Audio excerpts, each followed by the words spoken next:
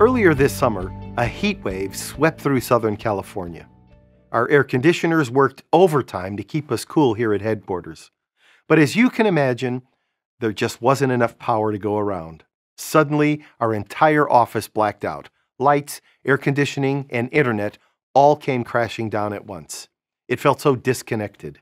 I couldn't Google what had happened. Cell phone service was down, so I couldn't text my wife and daughter. And the power was out at the office.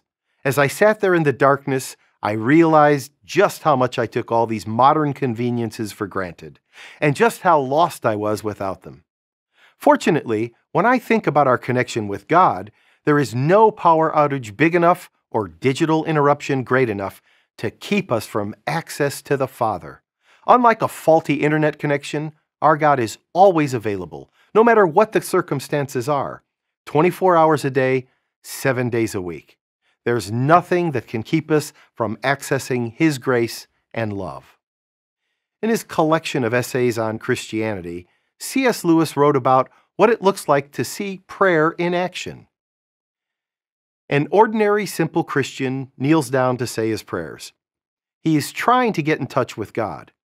But if he is a Christian, he knows that what is prompting him to pray is also God. God, so to speak, inside him. But he also knows that all his real knowledge of God comes through Christ, the man who was God. That Christ is standing beside him, helping him to pray, praying for him. You see what is happening. God is the thing to which he is praying, the goal he is trying to reach. God is also the thing inside him, which is pushing him on, the motive power. God is also the road or the bridge along which he is being pushed to that goal. I love that illustration of us being prompted to pray by God himself, by the Holy Spirit dwelling within, and that Christ is interceding on our behalf, praying with and for us.